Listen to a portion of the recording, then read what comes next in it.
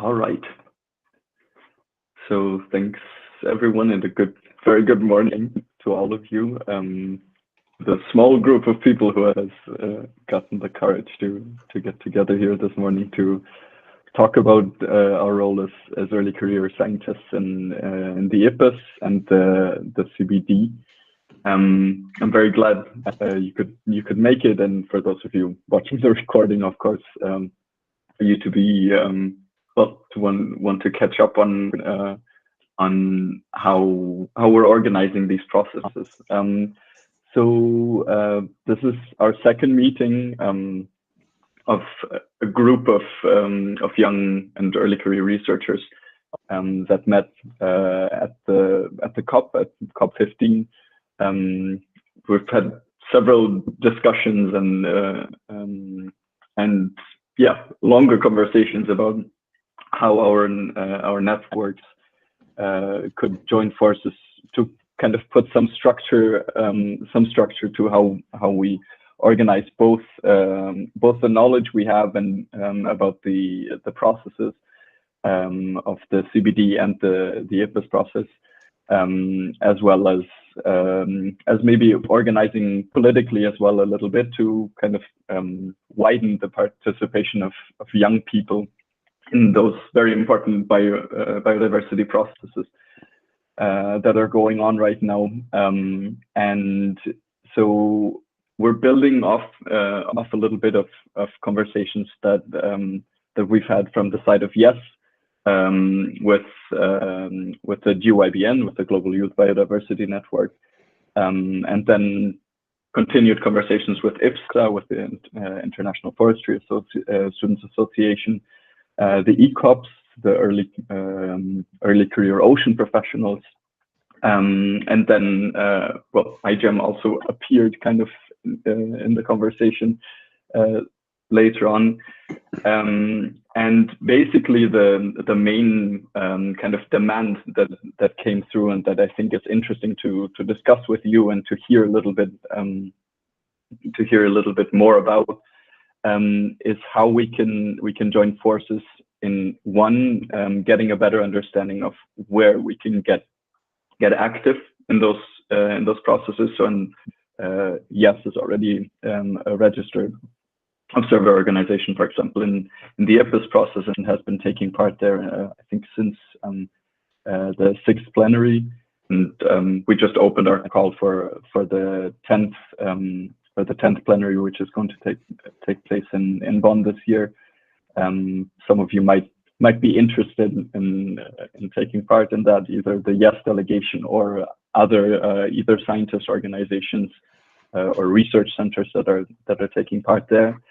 And the other big thing that is on the horizon is COP 16. That still seems kind of far away, but we wanted to make sure to have this conversation early on so we can be very well prepared and put a structure to this. So to be very frank, a lot of the demands that have been coming in, lots of emails I've received about organizing funding and about all of those ideas that are going around training and capacity building. There's still kind of a mess. There's no clear structure yet on how we want to go about it, especially also because we come from very different organizational backgrounds. So we're networks kind of loosely organized, well, that's at least the case for YES. IFSA is a little more professionalized. iGem is very professionalized, I would say. And we also represent very different kinds of issues that are on the agenda and are included in those new 22 goals of the post 2020 framework. But to find kind of one uniting topic to agglomerate around is kind of difficult. So that's what we need. Lots of different inputs, and then to then kind of find a coherent agenda to get out of this. So the first two kind of points that we got from last meeting were basically around one, mapping the knowledge that is available in our networks, and that we could share, and that we could join forces in aligning. So we have an education and training group, for example, inside of IES, the Ecosystem Services Partnership, which Vince represents in parts through the Sustainable Development Foundation in Wageningen, also has a kind of education and training group going on that is mapping out and planning its webinars.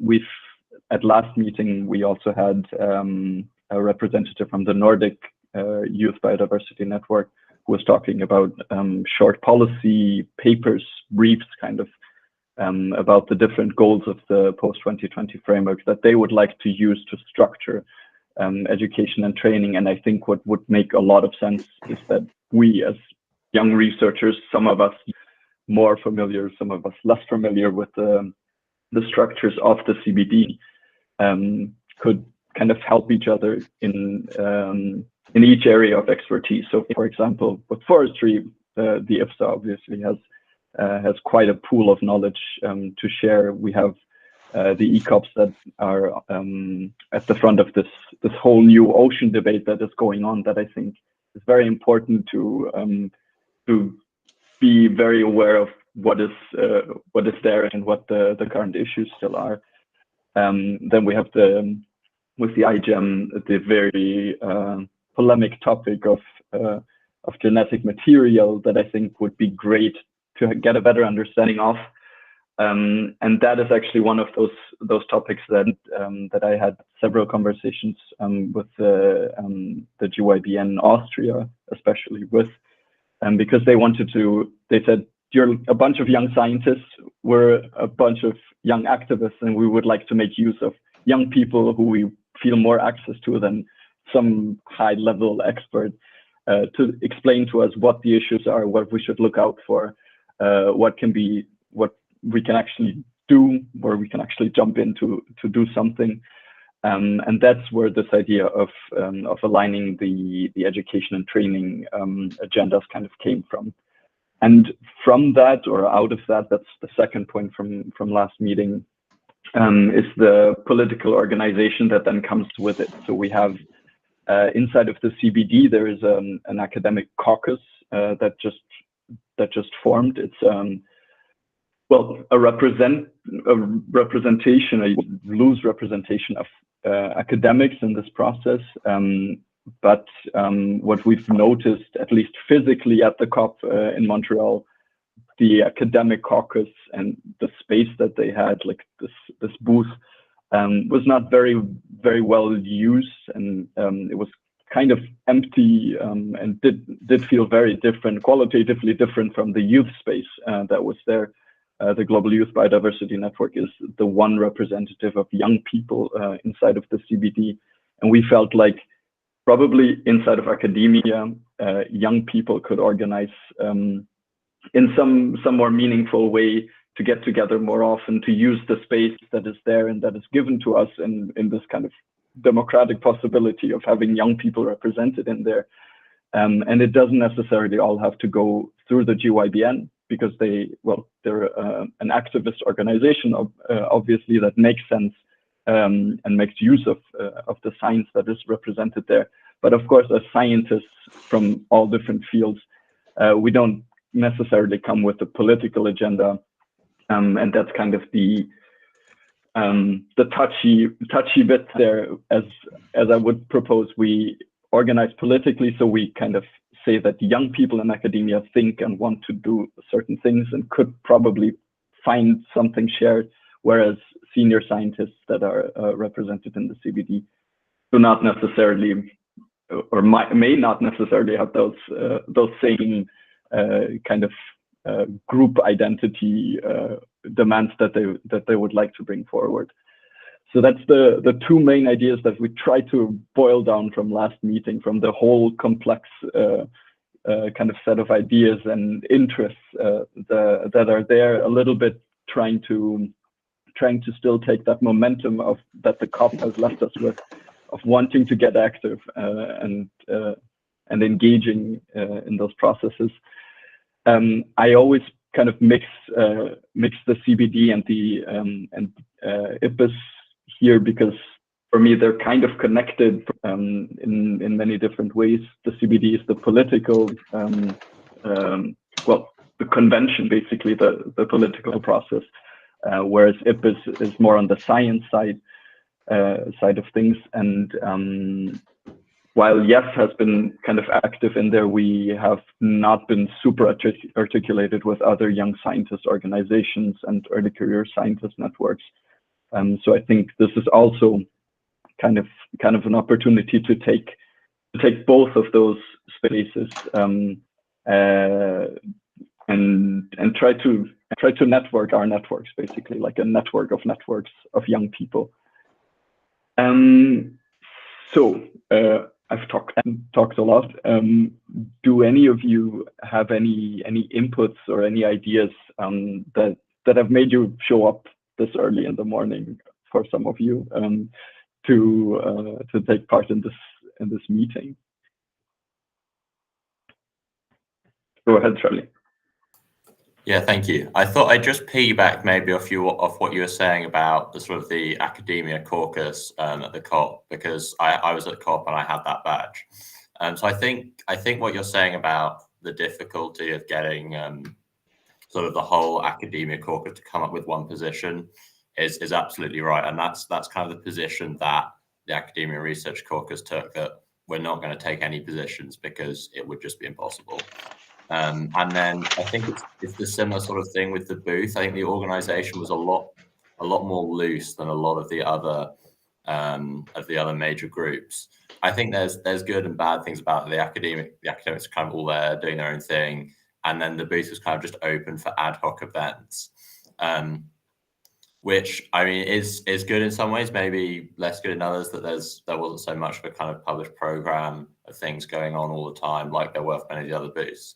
But I think that definitely does provide an opportunity for people or young scientists in this space to maybe take opportunity of that, as you say, of that booth that's there, and make much more use of it. I think we hosted a couple of events that went quite well, and so I think there's definitely scope to do more of that at the COP itself. Yeah, definitely. Yeah, I mean, there were events going on. I don't want to say that there was nothing going on, but there was a very different feel to the space, because it was not organized by one coherent organization, but everyone coming in with their different badges. We had our YES member, Maria Blasi, who was at the COP as well, and she was there as an academic, but she's also active in the GYBN. And had those kind of moved between the two spaces, and she said there's always somebody here at the youth booth. There's always something going on, and the academia booth, there's one event, then some people, some experts in that one specific thing show up, have a short discussion, 45 minutes, 1 hour, and then it's empty again. And there's no, like, if you're from a different sector, if you're from business, from government, from any other sector, arriving at the booth, there's no kind of general representation, and that's something that, for example, could change, that we could organize for inside of the academic caucus. Maybe, since all of this is still in formation, and it's a good moment, the conversations I've had with Maria were very much in this direction, that we could see about one of the next meetings of the academic caucus, because I'm not in on that exactly, but I think they'll be meeting soon again, to kind of start to map out when and what will happen. And it would be great if we could kind of bring forth a youth front in that space.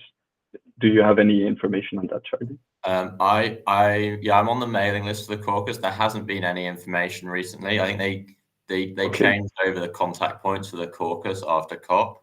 And I think since then, and they're having some discussions on the sort of the framework for how they want to run the major group.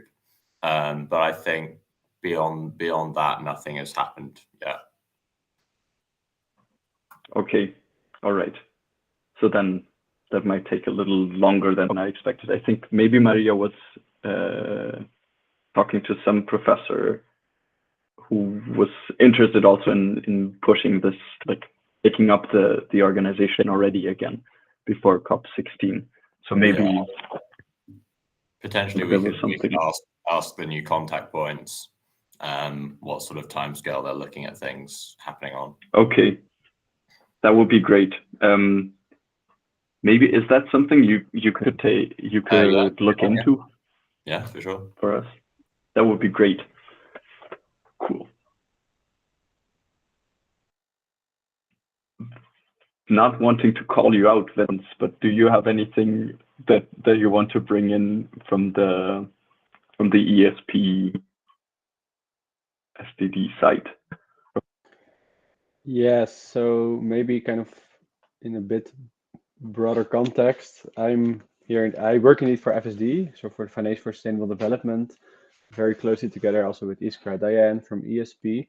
But I'm not sure if they know that I'm here actually.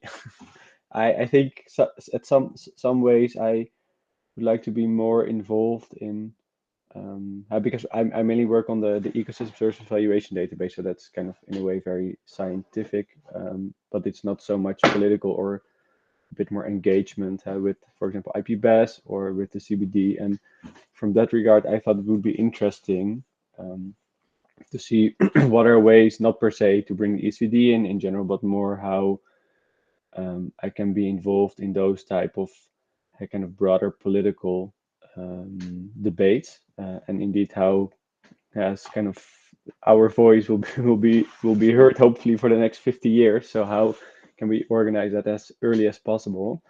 So I kind of came here from a very open background. For example, you mentioned the IFSA, the ECOPs, the GYBN. Those are all organizations I'm not so much aware of. So for me, this is kind of really kind of a scoping to see. So is this something that I would like to spend some time on, and do I have some resource that I can bring in? But for me, it would be first to kind of get a bit of a bigger overview, which you've given now, of what actually what have you been talking about. I was not at the COP, unfortunately. So for me, it's kind of a beginning of a process on, so what can I bring, how can I be involved, and of course I have a very close contact with the secretariat of the ESP, also with the FSD, of course, so I can definitely pull some strings there, and I can also think how to leverage that. But for now, I would say I'm more of a kind of introductory meeting for me. All right. Yeah, I mean that's also the case, I think, for many of us entering the space and seeing different organizations pop up that are established in the field or that have a specific niche that they're always in and that we haven't heard of. And I think that's something that in young career spaces that should not be a problem if you haven't heard of of one of those acronyms, of those thousands of acronyms that fly around. But good to know maybe also about the database, the valuation database. That could be something, for example, that I could imagine when we talk about any of the issues related to payments for ecosystem services, that either you or somebody else from the SDD or from SSD. Sorry, SVD, yeah. I'm also mixing up. Yeah. More acronyms. More acronyms to throw into the pot. That maybe would be something interesting also, that we are working a lot with financial institutions at the moment. So we are starting, or somewhere in April or May, we will host a working group on ecosystem services for the PBES for the Platform for Biodiversity Accounting Financials, and that's kind of a broader group of financial institutions who are aligned with PBES, another acronym. So kind of because they would like to account for biodiversity in their investment processes. So that's also kind of a contact or kind of a network that we have, that we are engaging a lot with different financial institutions, which I've heard from some contacts that they were very active at the COP in Montreal, that there's a lot going on, but they really need kind of the science to come up with good measurements, impact assessments. How do you measure biodiversity? How can you measure ecosystem service or nature contributions to peoples? So that could also be, could be a link at some point. Okay, cool. That's interesting. Would you mind putting the acronym in the chat box? Oh yeah. One more to look up. Yeah. Cool. Okay, that's great to know. And I think all of those things that circulate, like those webinars, for example, on specific topics, we could try to make an effort to, I don't know if that's reaching too high, to kind of try to integrate them into a certain agenda, or just trying to share them as they happen, and say which of the goals or which of the targets of the post 2020 framework they're linked to kind of point people towards, oh, okay, so you're looking at that was a common question at the COPs. They asked, so which target are you following?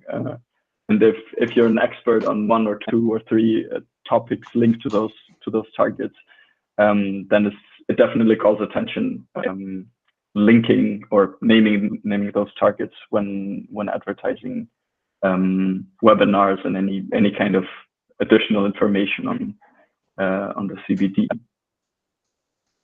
Thanks, Vince. Beatrice, do you want to say anything? I don't know if you work on indigenous representation, so that's an important issue. Maybe you have something to share. No, yeah,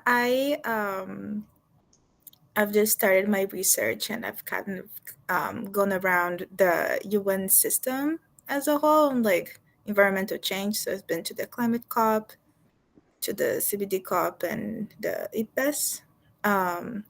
So I'm kind of in the same situation as Vince here. I'm just starting to branch out to new networks and get more broader, like pool of people, network of people, to kind of have like new perspectives on the agendas and everything. So I'm also here mainly to hear and how can potentially I can contribute to the discussion, and like political networking in this case. And I think it's very important as both academics and youth. I'm here to learn mainly. Cool. You said you do research on the COPs, on IPBES, and what's the third space?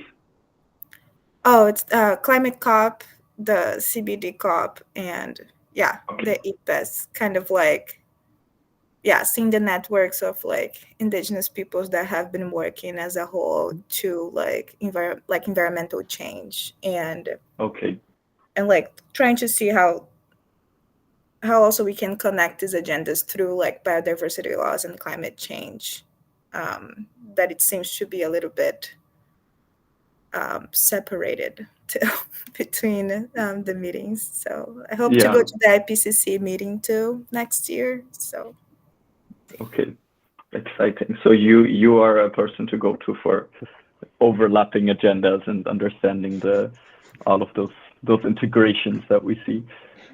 I hope that everyone's talking about. Cool, thank you. Ina, do you have anything to say? So I'm calling you out here to kind of squeeze out all of the possible contributions we can get here. Well, I was merely curious, I think, to see what's going on here and how to be an active part. I'm, I think, less part of a.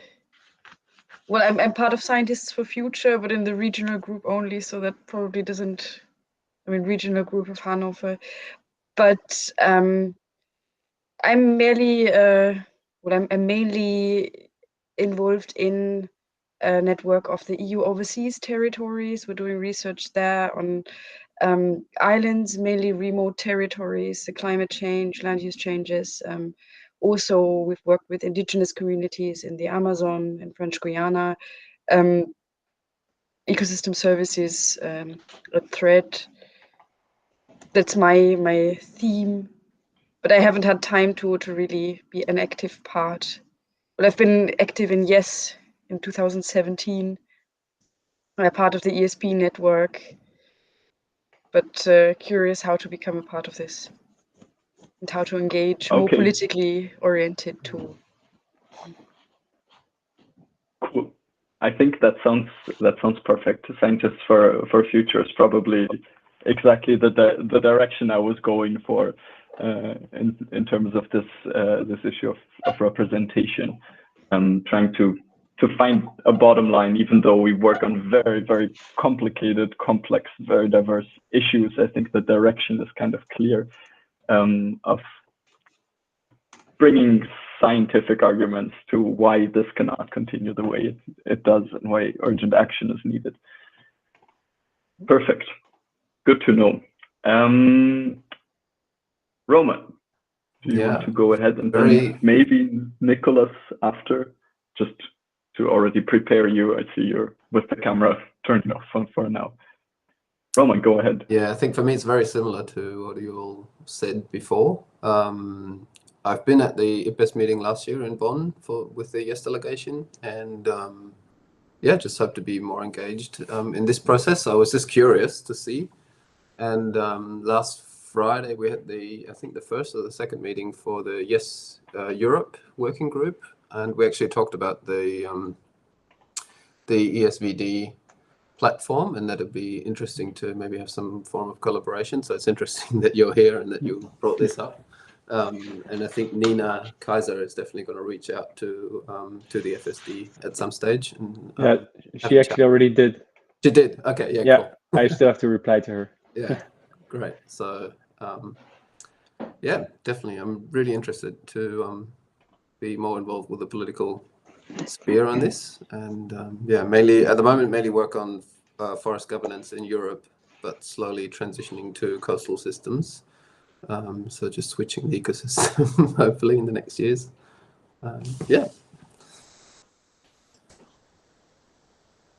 Cool.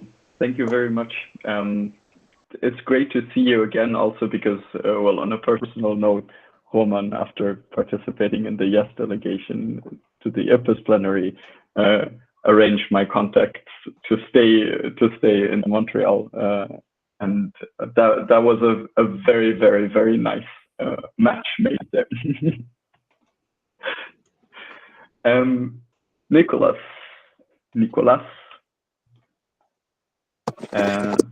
Hi to are you all. available? Thank you. Hey. Yeah, thank you, Nicholas. Sorry for not turning my camera, but it's still not the 7 a.m. here in Chile. I am Nicholas Domke. I am part of IPSA, the International Forestry Student Association, and I am the head of the FAO subcommission in this organization, and also a focal point for the Watford Forum, who is hosted by the FAO and has a flagship event in October with the aim of involve young people in political process related with the agri-food system. So the 3 COPs are considered into this process. So the World Food Forum for me is a space in which I am trying to understand the relation between these COPs and also how the youth constituencies are participating there, and IPSA also participate in the 3 youth constituencies. Currently, our International Process Commission, Esha Mitra from India, is one of the focal point of the Youth Caucus of the UNCCD. So yeah, like we are as organization trying to progress about have the information available how this process works for our members, and trying to improve the approach of bottom-up approach to bring the different perspective to this space, especially from the global south, Latin America, Asia Pacific, and Africa.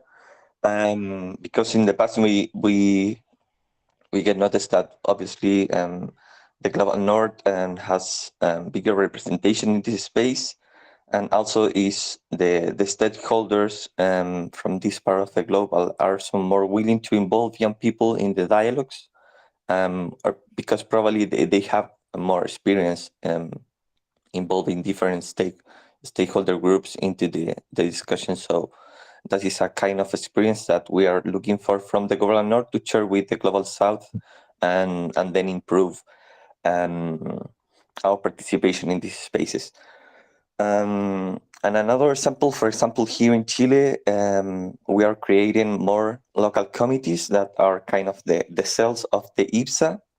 So now, together with the IAS, the International Association of Agricultural Students, to get with the national chapter of this also student organization, both we are working for create the national chapter of GYBN, the Youth Caucus on the CBD. So yeah, like that is an example that I want to give, that these big international student associations can work together at national level for create this national chapter of the different youth constituencies. So yeah, thank you, Niklas, for the space. And sorry again for not on my camera. No, please. That's fine. It's great to hear those points. I understand you perfectly. I also got up at 5:50 here in Brazil. A little too early to turn on the camera, but hosting a conversation, you cannot not turn on the camera. It's great to hear. Now I remember we've been following each other on Twitter for some time. Now I'm matching name and face, more or less. Yeah. And I recommend Twitter, because for me it's a platform in which I get aware about different spaces, and also I get engaged with IPSA through Twitter actually in 2020. Okay, that's great to know. Cool, and great to have you represent IFSA as well. I was missing at the beginning of the conversation a little bit to have some more references, because we've had some great conversations in Montreal. I was talking mainly to Kamana Poodle, I think, who kind of gave this, we need to talk, we need to get together, kind of impulse. Yes, and IFSA need to definitely join forces. And also interesting to hear you mention the International Agricultural Students Association, which I'm also not aware of. That also sounds like something. Yeah, IAS and IPSA both have more than 50 years, and both also have more than 10,000 members, and both have these kind of international structures that have like 40-50 positions. So are in most of the cases the most motivating people from their local committees. In my case, I create a local committee in my university. I am also the current president, and now I am transitioning to this international position into the organization. And IPSA, for example, is the youth constituency of the United Nations Forum of Forests. So we are recognized by the secretary of this process as the youth constituency. So we have the task for make the open consultations and bring the youth opinion into this process related with forest, but it's not it's not the famous one, and also and the countries doesn't have too much interest in this process now. You know that the climate COP is and now the CBD are in the spot, compared, for example, with the UNCCD, in which we are participating into the Youth Caucus. So that is an idea that we can keep in mind, that the three processes are connected, so they have the same relevance, and we, the youth, have to put into the table and in the conversation with our national authorities. Yeah, thank you again. Yeah, very much. I mean, couldn't agree more. I think several of the processes that happen in each, or that are relevant to each of our research fields, topics, ecosystems. You will probably know that, Roman, now transitioning from forest ecosystems to coastal ecosystems. They're completely different conversations. Everyone follows very different agendas and very different possibilities of representation. But I think when it comes down to to the political process, I think there might be different directions. But I think all of us, more or less, I would say, would be well advised to follow on the IPBES, the scientific representation in the IPBES process. So after this meeting finishes, 3 hours, that would be, I think, 2 o'clock. Yes, 2 o'clock Central European time. To those of you in Central European time, 1 o'clock UK time, and I don't know your time zone, Beatrice. It's minus 1, -2. But so 4. Okay, so at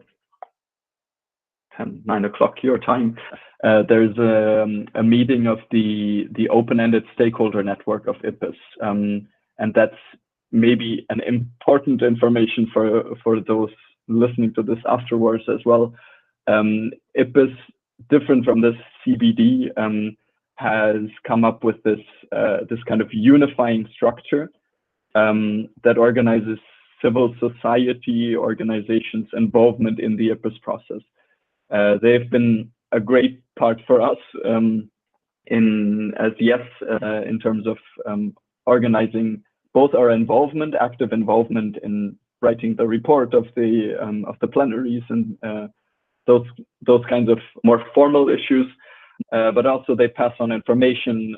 They have trainings, and now in 3 hours they have their quarterly meeting with the IPBES Secretariat, which is a moment for you as a stakeholder in the process, and that's practically all of you, to voice questions, concerns, or any demands. And that's where I wanted to get towards the end of this meeting today, because one of the kind of ideal outcomes of those conversations, I wanted to call all of your organizations too, is for us to reflect a little bit about a formal demand for capacity building. I know that this might be something that we have different views on, and I think that's something that we will have to negotiate, and we'll still have to talk about in a little more detail. But basically, there is the possibility for us as youth organizations to bring forth a demand that we can take to a national government, to then bring forth that demand to the IPBES Secretariat. It would be a great, politically and strategically great moment to do that at the IPBES 10, to let them know beforehand, of course, but to kind of formally present it and have a forum to say we would like to have this proposal of capacity building for young scientists or for youth, maybe even more broadly, which we could then either have a very open introductory kind of civil society approach to really explaining what is IPBES, why does it exist, what is the CBD, why does it exist, where are the overlaps, what does it mean, COPs. I just told my mom the other day about the COP and said, oh yeah, I told our neighbors that you were at the climate COP, and it's, no mom, I was at the biodiversity COP. For those kinds of things, to kind of have a political information and a civil society organization kind of approach to one part of the seminars, and then a second part that may be more specific on exactly training young scientists on how to, for example, review an IPBES assessment. Where do we start? They have a couple of explanatory materials there, but they're very little interactive, I would say. And you, as a young PhD student wanting to change something, probably won't have motivation and brain juices enough to just start reviewing on your own. And there's some conversation going on organized around the GYBN now about having a youth review of the last IPBES assessment.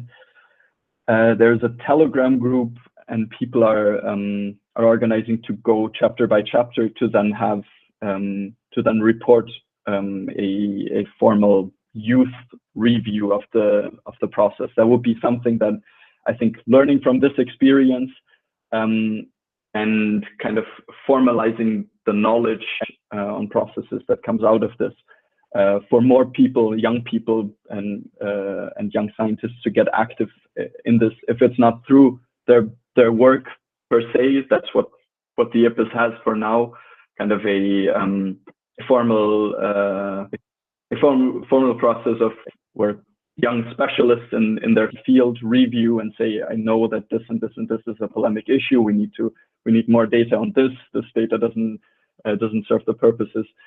But there's no kind of, we would like to make it more open and more accessible, and that's what this kind of second dimension or second part of the capacity building unit would be what I was going for. It's starting to take shape a little bit, but that would be one of the demands we could bring forth from this series of meetings.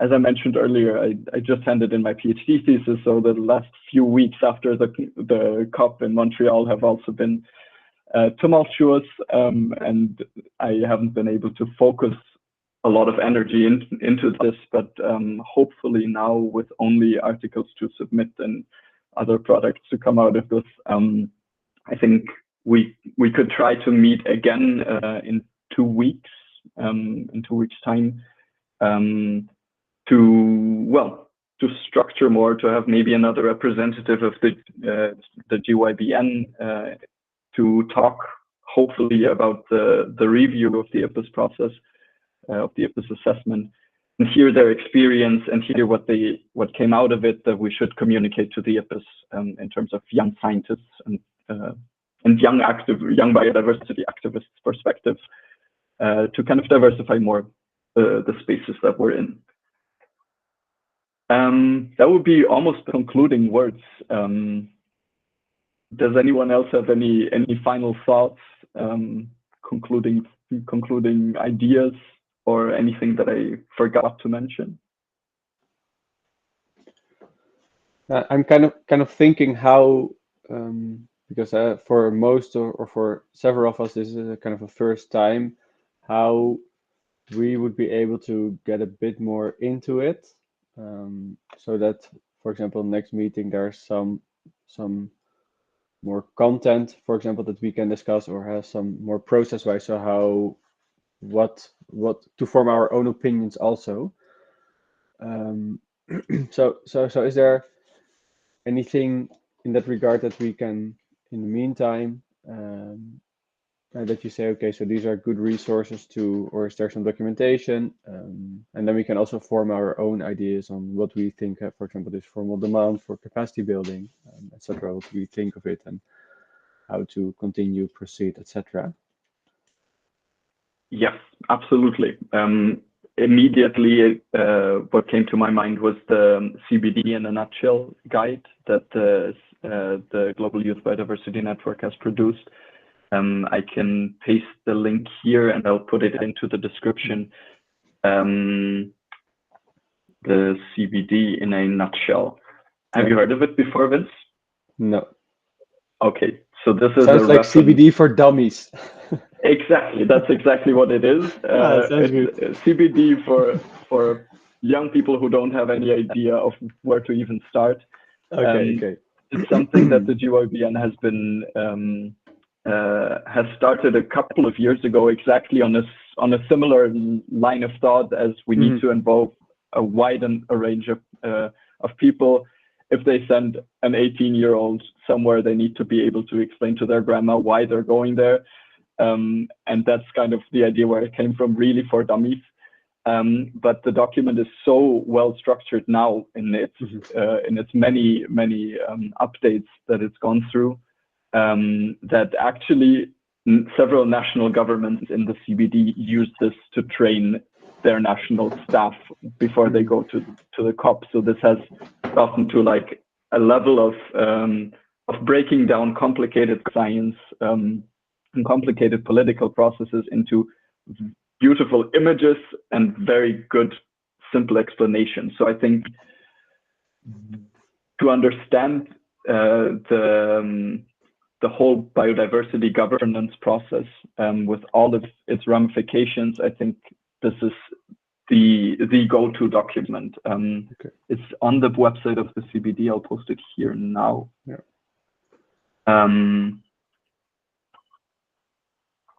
And so they have done an amazing job over the past decade in representing and making accessible the knowledge needed to take part in those processes. It's actually, maybe this is a better address to look it up.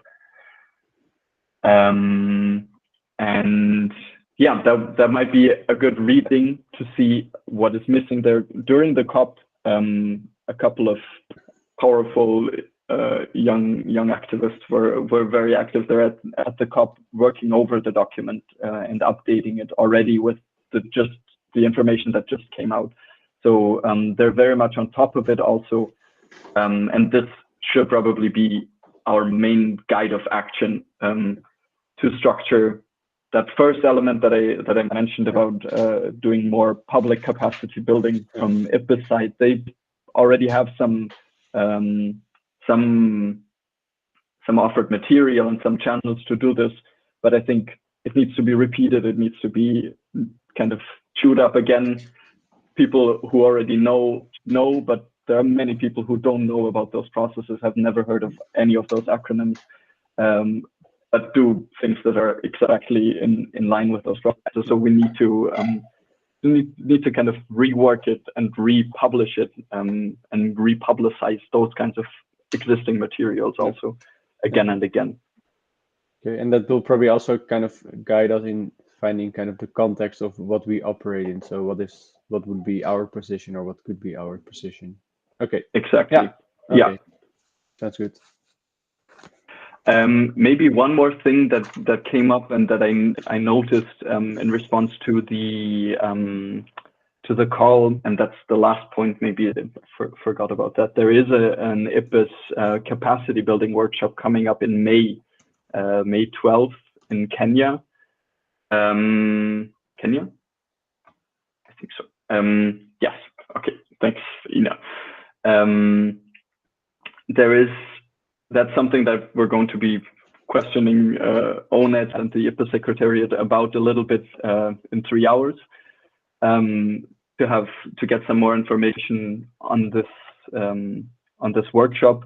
But basically, as usual with lots of those UN bodies, there's no funding for young people to go take part in the workshop. So I have no clear understanding as of now how we're going to go about, I don't know, nominating people, helping people to get visa, if the secretariat would be able to do this, if we can get external funding from somewhere.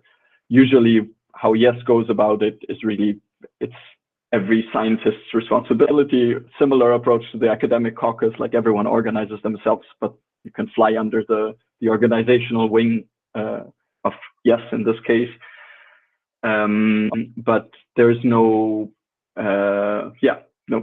financial resources, which often makes it a lot more difficult for young people to participate in any of those spaces. But certainly it would be interesting to have a good amount of youth representation at this IPBES capacity building workshop, also to kind of help us expand a little bit our understanding of what is out there already and what can we ask for before at the IPBES plenary. So it's a work in progress. There's a lot of information that we don't have yet, or that I don't have for now, but I wanted to kind of try to coordinate a little bit better how we as young scientists take part in IPBES and the CBD. That's the whole big idea. It would be wonderful if you continue in the conversation. It's great to see faces popping up over and over again in the same conversations, so we can work on something that outlasts a little bit our individual engagement and active kind of waves of being active in the processes, and passing on information and opportunities to everyone. On that note, it is 7 a.m. now. I think it's time to have breakfast. And for some of you to have lunch, probably. I thank you very much, and I'm going to stop the recording now. I hope this was helpful for most of you.